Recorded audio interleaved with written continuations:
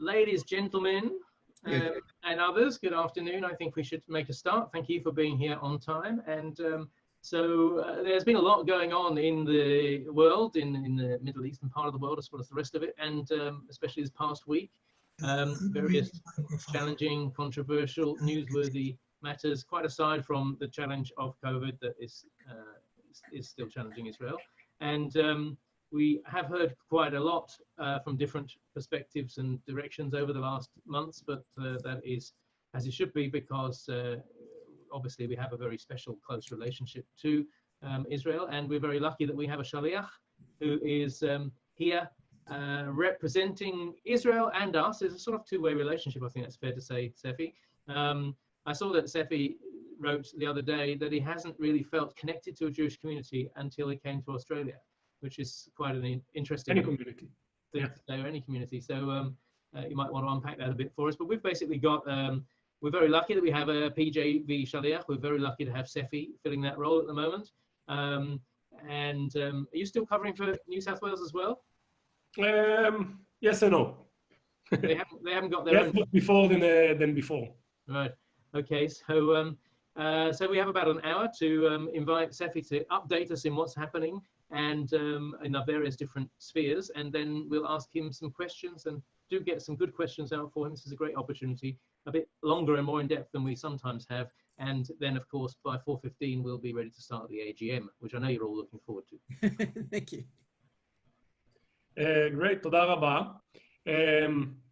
So thanks for the introduction. I'm happy to virtually be here with you. I think I'll jump right into it.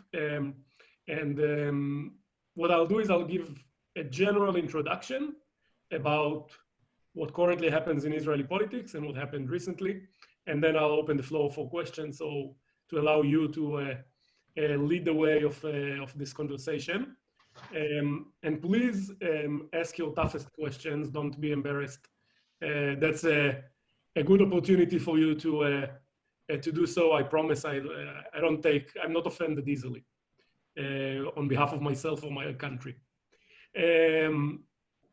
Okay, so bottom line, since the day I arrived in Australia, that was almost 14 months ago, I always spoke about the Israeli elections. That was the topic of what I spoke about, because we were always before elections or right after elections. And that was the case for a long time. And at last now we can speak about the Israeli government, which is different. About, I think, 17 months ago, the Israeli Knesset decided a tiny bit earlier than planned to go to elections. Back then, Netanyahu was predicted to win easily. But then there was a new kid in town called Benny Gantz, an ex-IDF chief of staff who joined forces with Yair Lapid to form, and two other ex-chief of staff for the IDF. And they formed the Blue and White Party, which wasn't actually a party, it was a joint list of 3 different parties. And it's important to remember. And they joined forces and they ran together against Netanyahu, and they did very well. They actually got to almost a draw in the first elections, and Netanyahu wasn't able to form a government. So we went to second elections. That was in September. In September, we had even more of a draw. Again, no results. No one could form a coalition. They absolutely refused to what the president offered, to go to a unity government. And we'll get to it in a second. And then in March, we had the third elections. In the third elections, again, pretty much no result. Almost exactly the same deadlock as in the previous elections. So how come all of a sudden we have a government? Because Benny Gantz decided to break his very basic promise to his voters, which was not to sit under Benjamin Netanyahu as prime minister. He promised it countless times. I'm not just saying countless because to say a very high number. You absolutely cannot count the amount of times that Benny Gantz said, I will not sit in a government where Bibi Netanyahu is the prime minister. And now he does sit in a government where Bibi Netanyahu is the prime minister. And in order to do that, he had to break his joint list with Yair Lapid and the others, because they wouldn't sit in the same government as Netanyahu. So they broke their big party from 33 mandates. He now has, I think, 17 members in his party. And he joined the coalition with Bibi Netanyahu. By the way, same did the miniature Labour Party that now has only 3 members of Knesset.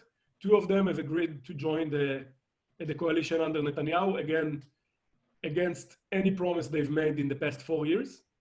And one of them said, sorry, I'm not sitting in the government under Netanyahu. So she's still officially a part of the Labour Party, but not a part of the actual coalition. So currently, what do we have? We have a unity government where Benjamin Netanyahu was sworn in as the prime minister, but together with him, Benny Gantz was sworn in as substitute prime minister. That's the official name.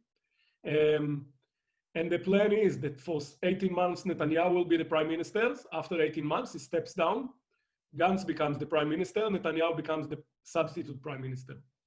They also have an equal amount of ministries for both parties, or actually for both blocks, because in Netanyahu's bloc, he also has the Haredim. So he has to share the ministries with them. And that's a record number of ministries in this government, 34 ministers, plus 16 deputy ministers. There are so many ministers and deputy prime ministers that Blue and White has only 3 members of Knesset who don't have a role in the government. Only 3. It's insane. Especially insane if you consider the fact that the majority of the Knesset work happens in the committees, and Blue and White just doesn't have enough members in order to fill in all the roles in the committees. So that's where we're currently at in Israel. We have a government. It's supposed to last for 3 years. They had to change quite a few rules for this to be the case. So you'll have substitute prime minister in addition to the prime minister, so that the government can only last for 3 years instead of 4.5 like the law constitutes. And a few other adjustments that had to be made. And why did all those adjustments have to be made? Because Benny Gantz knew what everyone knows in Israel, that there is barely a political promise that Benjamin Netanyahu has kept in the last 11 years. Almost every single promise he made to a person or to a party or to do something, almost every single one he broke. So I'll give you an example. Just before the elections, Nir Barkat was the mayor of Jerusalem. He left the role of mayor of Jerusalem in order to join the Likud. Just before the most recent elections, Bibi said, Nir Barkat is my candidate to be the treasurer. If I'm prime minister, Nir Barkat will be the treasurer. Nir Barkat is not even a minister now. He's just a simple MK. Didn't even receive any ministry, let alone being the treasurer. Netanyahu had what was called the right-wing bloc, together with the Haredim and the modern Orthodox. They went together for 17 months, and that's what pretty much prevented any option of Benny Gantz forming a coalition, because none of the other parties in his bloc would desert. What did Netanyahu do the second he saw that he could do that? Just threw away the modern Orthodox, what used to be called the Jewish Home. Now they have a different name, Yamina. He just kicked them out. He broke every promise he had to them, that they'll be a part of any government that he'll lead. And he just completely disregarded them. He actually took Rabbi Rafi Peretz, who was the Minister of Education and the leader of one of the fractions of the Modern Orthodox Party, and he actually brought him into his coalition, gave him a tiny ministry, and brought him in. He tries to break the Modern Orthodox Party as much as he can, and to tell the Modern Orthodox in Israel, actually the Likud is your home. You don't need your very own party. Look at how many Modern Orthodox ministers we have in the Likud. We have you completely represented. You don't need your own party. Ideologically, you're with the Likud. If you want to be represented, you're actually represented in the Likud the most. Many other examples, countless examples of that. But Benny Gantz and the Labour Party again broke so many promises that they've made. So they are no saints as well. When the Gantz is asked time and time again, why did you break all of those promises? He says that anything is better than going to fourth election. So that's the case in Israel. We have a government is completely fractured. Ministers criticize each other. In the 10 days, I think, that the government has existed, every single day, ministers from different parties criticize each other openly. It used to be behind some, they used to never do it openly with their own name on the screen. Now they're not embarrassed to do that. Just yesterday, Nir Barkat from the Likud said that Benny Gantz is absolutely not ready to be prime minister. Genuinely cannot serve as prime minister. Doesn't have the qualifications to do that. Amir Peretz, the leader of the Labour Party and the Minister of Economy, heavily criticized the treasurer and his policy just yesterday. So it's one government. It's far from being the unity that it's called. But, and there's a very big but in it, the vast majority of Israelis say it's much better to have a government that looks like that, with Netanyahu leading it, than going to fourth elections. To be accurate, the last time there was a survey, I think it was only 22% of the Israeli public opposed the current government. That includes 21% Arabs, for example. So it means that the vast majority of people represented in the opposition are also in favor of the government. So it's very important to remember that. I'll just mention something else, that obviously two other things that are very interesting that happen now before I open it for questions, and then I might mention some other things during the questions as well. One is the buzzword in those days, which is annexation. Everyone speaks about it. So annexation, or as known as in Israel, no one in the government will say annexation. It's called either application of the Israeli law or application of Israeli sovereignty over parts of the West Bank. Generally, the idea is that Trump's plan to the Middle East, the future of the Middle East, said that Israel will be able to annex 30% of the West Bank, which is mostly big settlement blocks like Ma'ale Adumim, Ariel, Gush Etzion, and the Jordan Valley. It's important to remember that any peace plan, even by the most leftist governments in Israel, said that those areas will have to remain under a certain control of Israel. There isn't a single person in the world which is even remotely realistic that can say that Ariel will not stay a part of Israel in any future solution, or Ma'ale Adumim, or the Jewish neighborhoods in East Jerusalem, or Gush Etzion. All of those places, I don't know if any of you have been, those places, you go there, it's purely an Israeli city. You can never imagine that you're in the West Bank beyond the 67 borders. There is no way in the world that Israel will ever give it back.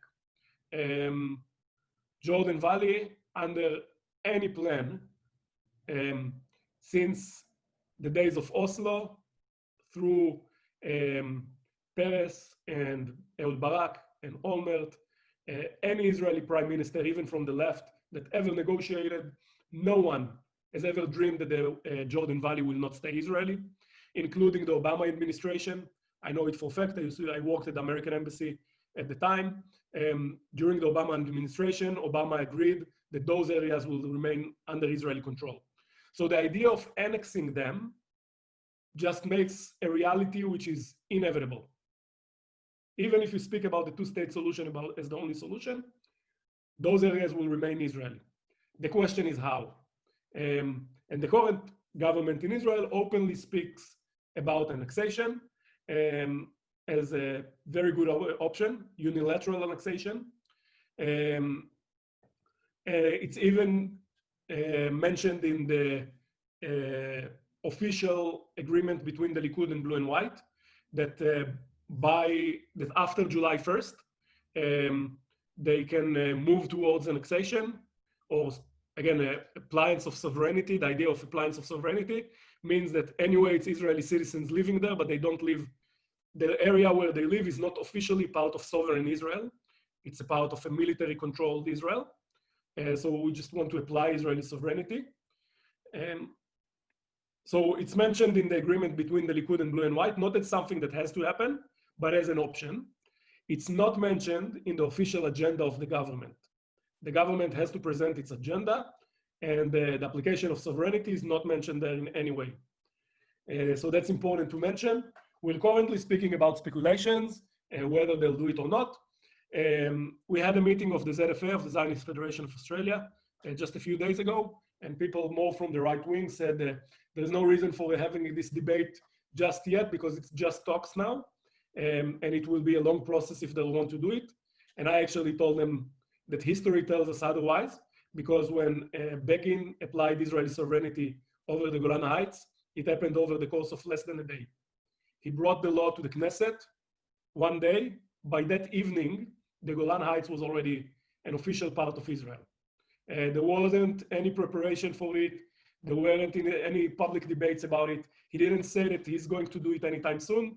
One morning, he came to the Knesset with a draft bill. That evening, the Golan Heights was already part of Israel. So in this sense, if someone tells you, you can wait, there is time, you can mention what happened in 1980. Almost exactly the same happened when Begin officially applied Israeli sovereignty over East Jerusalem. It was over the course of very few days. Second topic that many of you are obviously interested in is Netanyahu. How can a prime minister serve when he is under trial? And his trial officially started exactly a week ago. That was in the center of a discussion in the Israeli Supreme Court just a few weeks ago, before the government was officially voted in. And the Supreme Court spoke about it and debated it. And the answer was very, very clear. The answer was, listen, the public has spoken. The public has voted for the Likud, led by Benjamin Netanyahu, very clearly knowing that he's going to face a trial over alleged bribery and other things. The public knew it very well, and the public has decided to vote for him. More than that, the Israeli law very, very clearly speaks about the fact that the prime minister can serve until they were found guilty. Not until any other point, but until they are found guilty. Anytime before that, not just until they're found guilty, until all appeals end to the Supreme Court. And then people from the opposition, the lawyers, came to the Supreme Court and told them, yes, but that's the case only because the people who wrote the law never dreamed that we will get to this situation where someone will have it. And I see some of you nodding, sure that that's the case. That's absolutely not the case. Actually, Netanyahu's lawyers brought the protocols of the discussions when the law was written and before it was passed. There were debates, and the debate said, but what if the prime minister runs for re-election when he already has criminal hearings against them?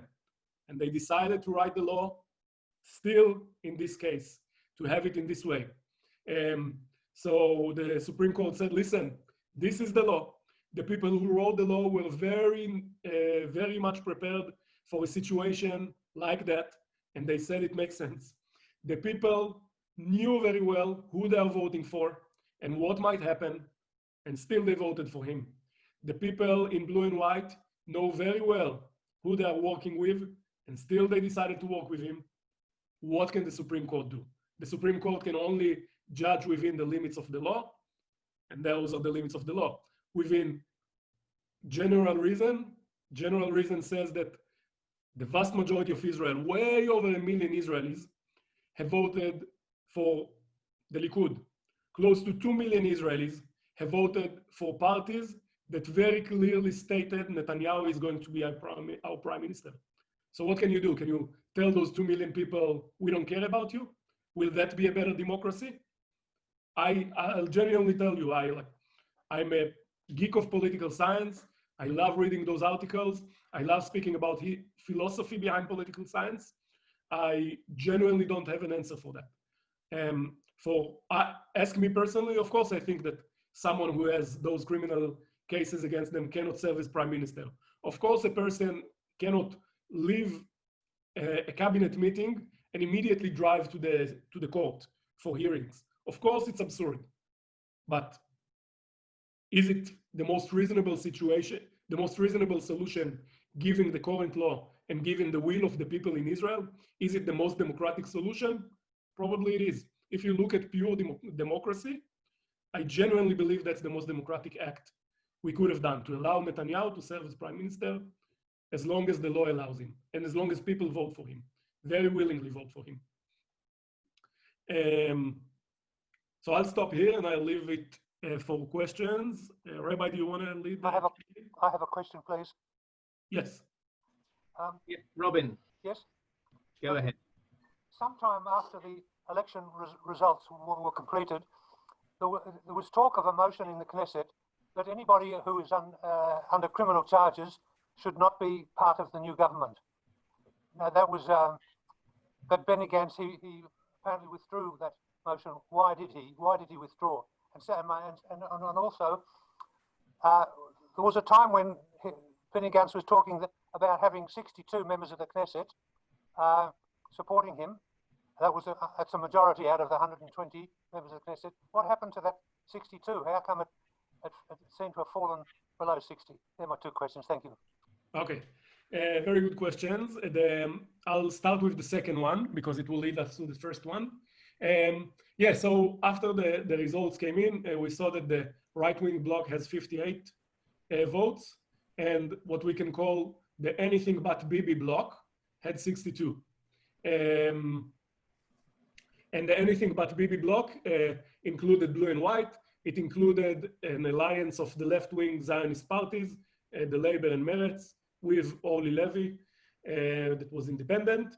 It included the joint Arab list that got an unprecedented 16 seats, sorry.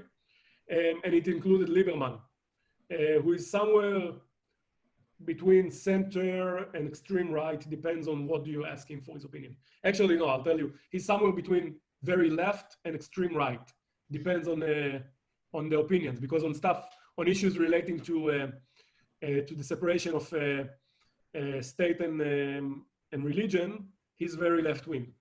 But when it comes to cooperation with the Palestinians or the two-state solution, he's very right-wing. So the plan that Benny Gantz had, so Benny Gantz very clearly promised, I will not go to a government supported by the Arab joint list. Very clearly said it. A day after the elections, completely broke his promise and went into negotiations for having the joint Arab list supporting him to be prime minister. The idea was that what would happen is that Gantz, blue and white, 33 seats, together with the, I think, 6 seats or 7 seats of the Zionist left parties, will form the coalition. They will go to the Knesset and ask to swear in the government. They will do that. The Arabs, they will have a majority, a small majority. Meanwhile, the Arabs will vote in favor of them, and Lieberman will vote in favor of them, despite not being a part of the actual coalition. A day after it happens, Lieberman will join the government,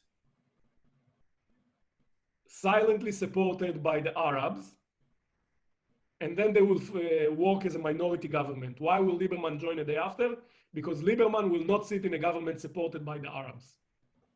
Completely very ridiculous the move, but was about to work.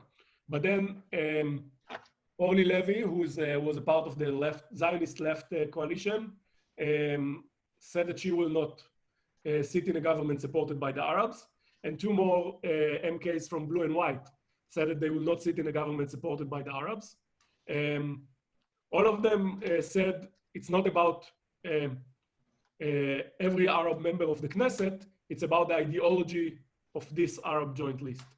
And that pretty much made it impossible for this solution of 62 to happen. And that's when Gantz understood that his only way to avoid fourth elections was to join forces with Netanyahu.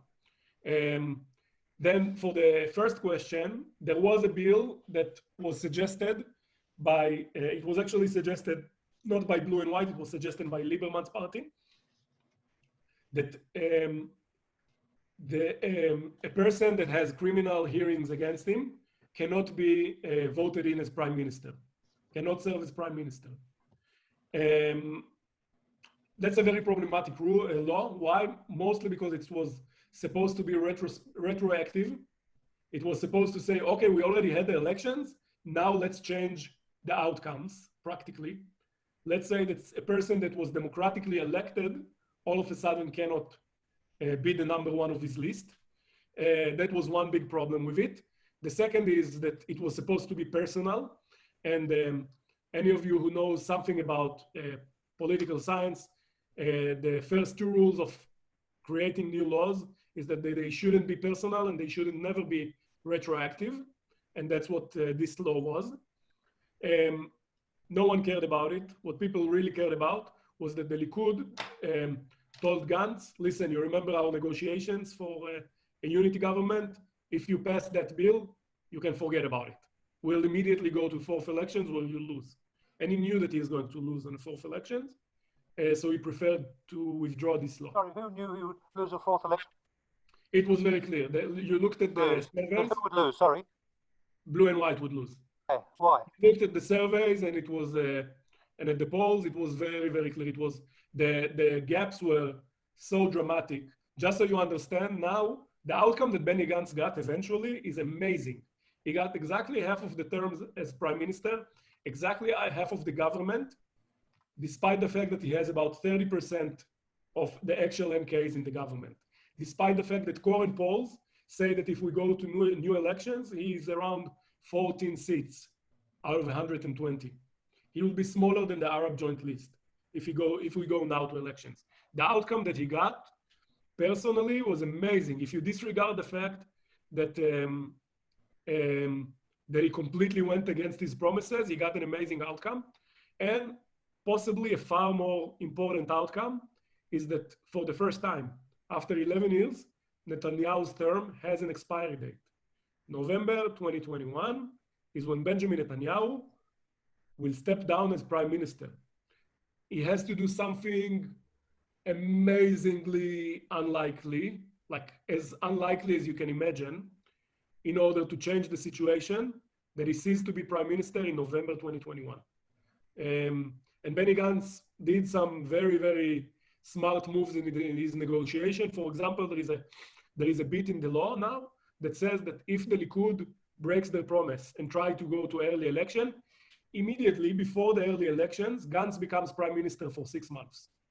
Only then we go to elections, after Gantz was prime minister. So at any scenario, the next elections that Israel will have, Gantz will be the prime minister during the election campaign. Thank you. I have a question about Yuli Edelstein, the speaker. There was almost a constitutional crisis, although not really, because Israel doesn't have a constitution, but the Supreme Court ordered him to step down as speaker, and he refused. I don't really understand why. Want to stay as speaker to prevent a law that would make Netanyahu susceptible to be cancelled as prime minister, or was it he was a Netanyahu supporter? Was it in support of Netanyahu that he refused to step down? Yeah, eventually he resigned rather than call elections for a new speaker. It was very big news in the Israeli press, not so much here. So Yuli Edelstein, who was the speaker of the Knesset for, I think, 6 years now, almost. He replaced Rubi Rivlin when he became president. Yuli Edelstein is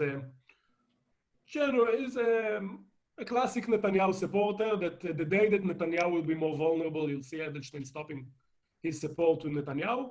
But at the moment, if you want to be alive in the Likud, you have to be a Netanyahu supporter in the current climate. So Yuli Edelstein was the speaker of the Knesset. And after the elections, when Blue and White's bloc had a majority, that meant that they could have replaced him. And he tried to prevent them from bringing forward certain laws that would limit Netanyahu or things like that. And he tried to delay as much as possible their attempt to vote for a new speaker. And he tried to delay it as much as possible. Eventually, they went to the Supreme Court, and the Supreme Court told Edelstein, you have 2 days to call for new elections for the Speaker of the House. And Edelstein genuinely believes that he was right. He genuinely believed that he is against over-activism of the Supreme Court, and he did not want to follow the Supreme Court through a call to have new elections.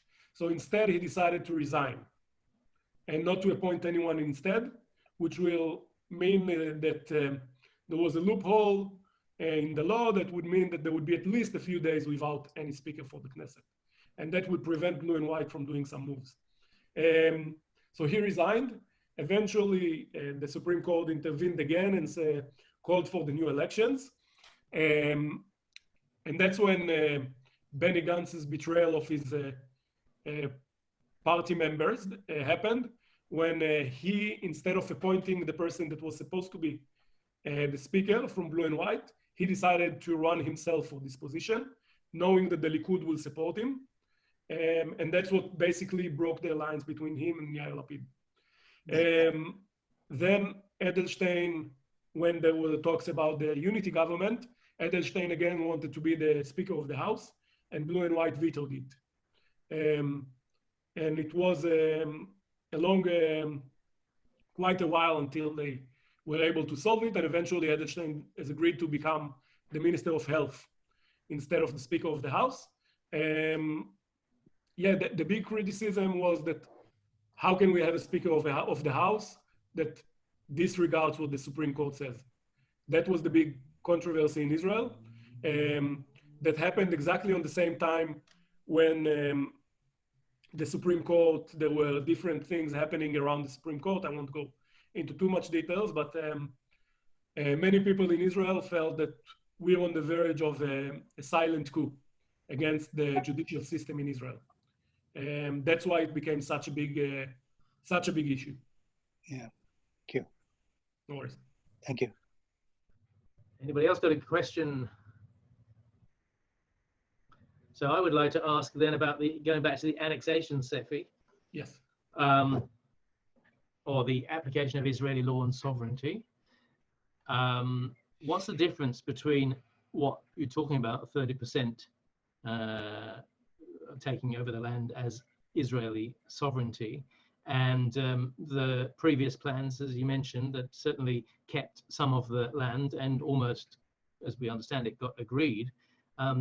Is there the difference? Of course, one of the differences is a unilateral action rather than a negotiated and agreed action. And we saw the danger of doing that when Sharon withdrew from Gaza in a unilateral action rather than negotiated and agreed action. But is it effectively moving forward with the Israeli side of the two-state solution, even if there isn't a party who wants to do the Arab side?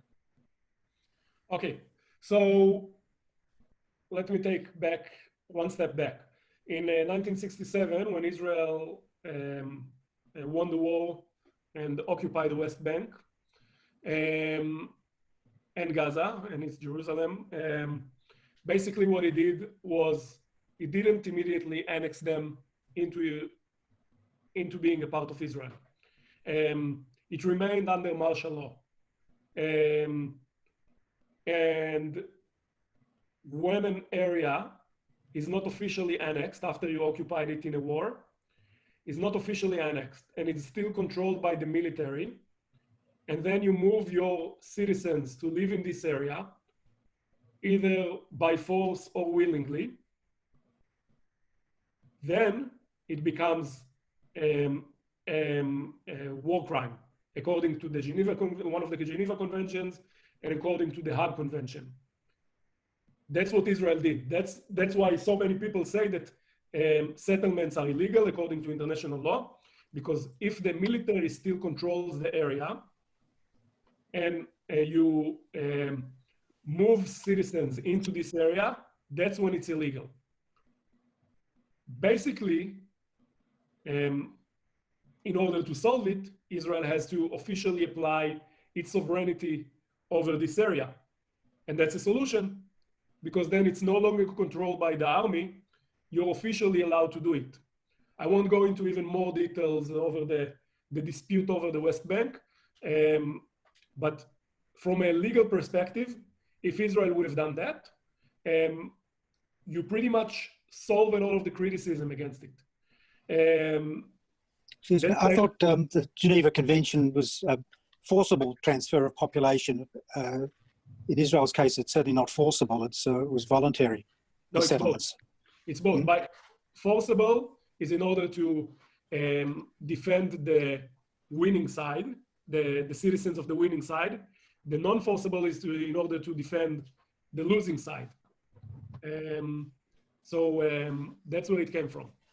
And then until now, so now for the past 30 years, we're no longer under martial law in the West Bank. The military has a separate entity which is devoted to civil matters.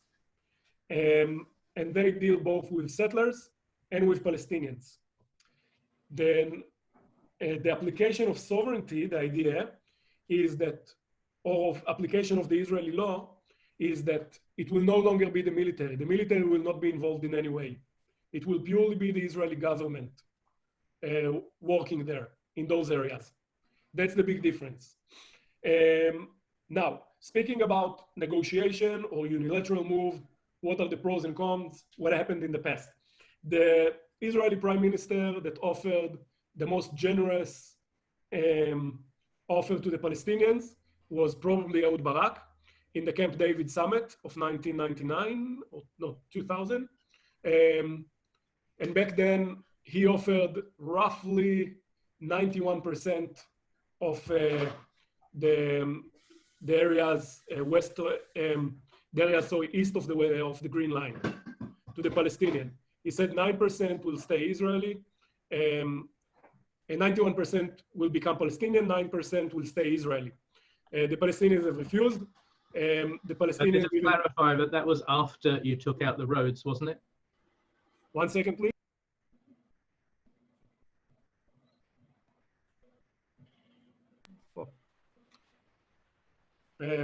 Sorry, just put my headphones so the sound will be better. What was the question? Wasn't that after you take out all the roads and general public infrastructure that you got to 91%? It wasn't a real 91%. No, the 91% was 91% of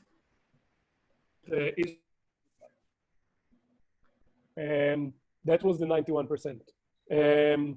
And the Palestinians wouldn't even agree to move to live 4% with Israel.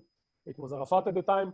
He was reluctant to do pretty much any compromise. There was a fascinating interview, only in Hebrew, unfortunately, with Ehud Barak a few months ago or a month ago, where he told a lot of inside stories from the negotiations. So that was the deal. Like 9% was supposed to stay Israeli. Now we're speaking about 30%, which is of course much larger. Because now the solution that the Trump administration has suggested was that not a single Israeli settlement will be dismantled. Every single settlement will stay in Israeli control. And the area that Israel can receive in the Jordan Valley will be much larger than the one discussed earlier. Anyway, when we speak about the Jordan Valley, just so you understand, we're speaking about a strip which is much narrower than the CBD of Melbourne. That's the entire thing.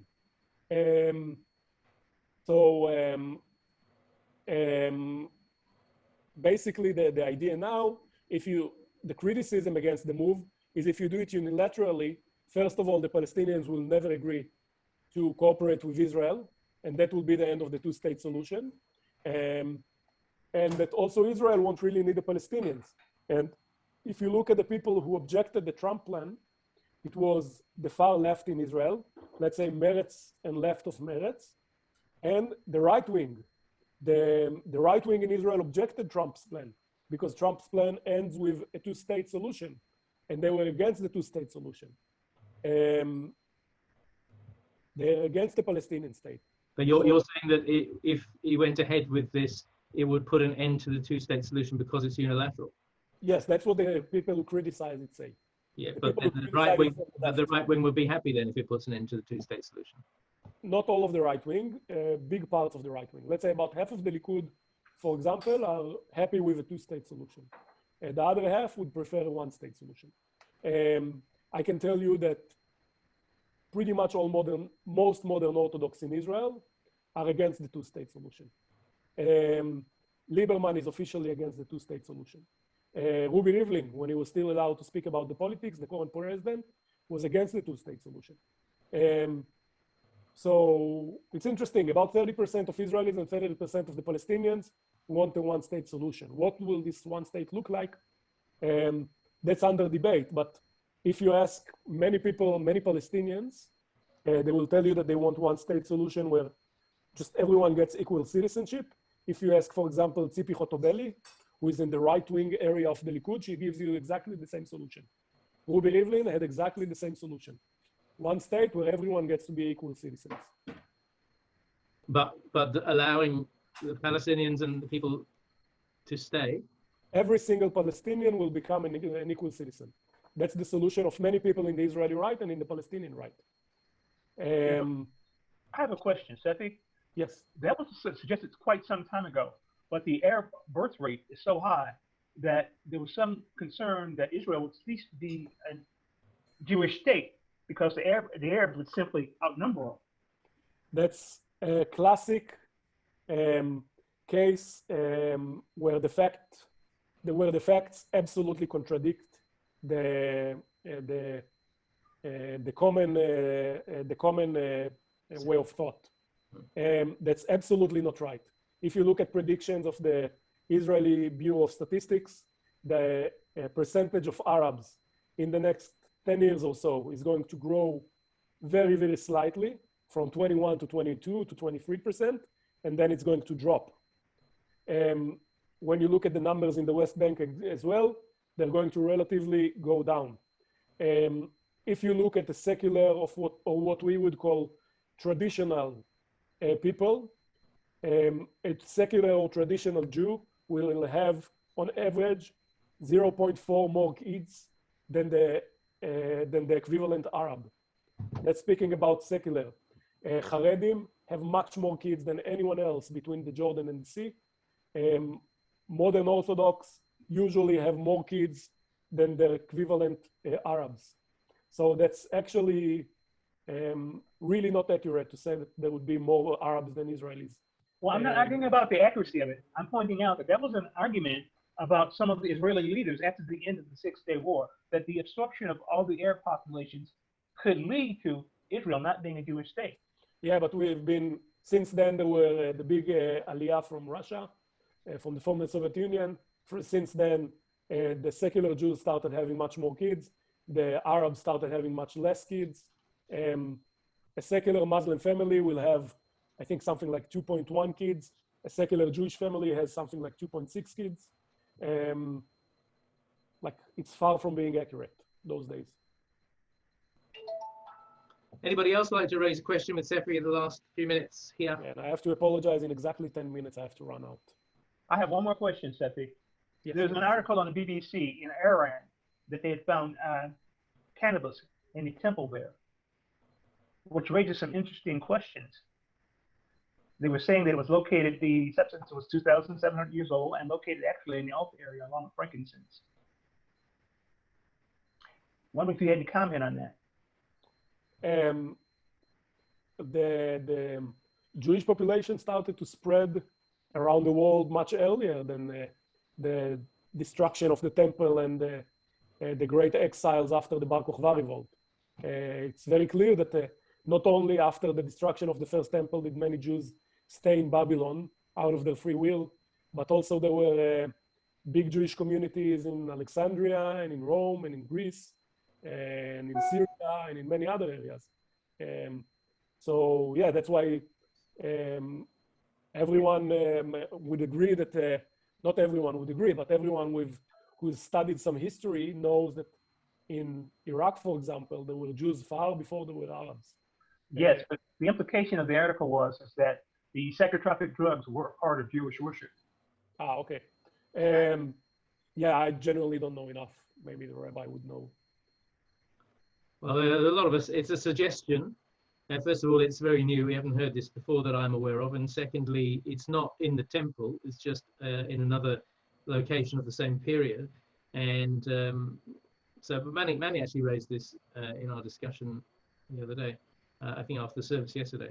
So it's an interesting idea. But sorry, if I can just add, actually, it was in a house of worship, in a temple in Arad that it was found, and it was used in the ritual. And they actually say that the temple in Arad has architecturally seemed to be identical to the first temple in Jerusalem, and it was definitely, shall we say, it was Jewish practice at the time. This was not a Canaanite temple, and it was an Iron Age time. So that's a suggestion that they're making. It's fascinating. I would love to see it reintroduced into our Reform practice. Take back some tradition and let's have some cannabis during that service. well, on that high note, I think perhaps we should thank Sefi very much for his sharing his expertise and his knowledge and understanding with us so clearly, as always. And yeah, you haven't actually mentioned anything about how Israel's doing with the virus, but I saw today that there's been a substantial increase. And I think the incidents were about 20 per day, and they've just gone up to 121. Yes. And that is in response to relaxing the restrictions a little bit and people going crazy, maybe because of the cannabis, and going out there and as if everything's okay. And so I think it's a good time to remind ourselves that we really have to be very, very cautious. And we may be meeting on Zoom like this for some time because we don't yet have a resolution to this concerning issue. Toda rabba. Thanks for hosting me. Thank you, Sefi.